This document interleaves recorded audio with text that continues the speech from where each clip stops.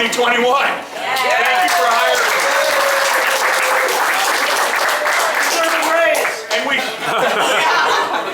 And we see every day that when we come together, we can do things that people didn't expect to happen. We can move mountains. We came together in 2021. We're going to come together again in 2023.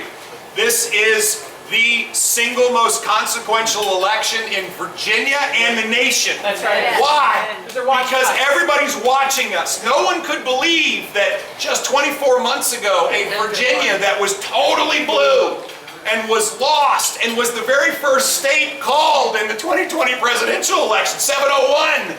No one could believe that, in fact, Virginians, not just Republicans, but Republicans, independents, and a lot of Democrats would come together and say, we need to go in a different direction because the failed liberal progressive policies hurt Virginians. They hurt us economically.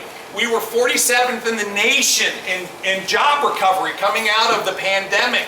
They hurt our children and families when parents are pushed out of their kids' lives and expectations are lowered, and the next thing you know, we have the largest learning loss in the nation in 4th grade reading and math. Friends, it's real. We saw a 20-year high in murder rate because just horrific crimes were being committed, and the great men and women of law enforcement, and when we see the sheriff over here,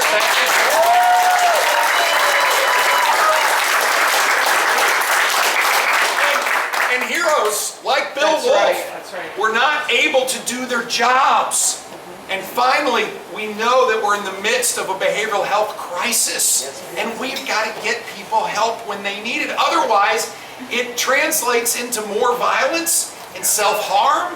Folks, everybody's touched by this. And so this is a moment for us to, again, open the door for conservative, common sense values to rush into the building. We've got to elect Bill Wolf. We've got to get this done. Just today, there's a battle going on down in Richmond where I finally got everybody back together again to talk about a budget. Folks, it's August. We should have done this back in January. We were able to get a $4 billion tax relief package done last summer. We were able to have record investment in education. We were able to have record investment in law enforcement. And lo and behold, what happens? What happens is, for the first time in 9 years, the outflow of Virginians, where we had more people moving away than moving here from the other 49 states, for 9 years straight, all of the data suggests it's reversed. People are happy, they're staying. People are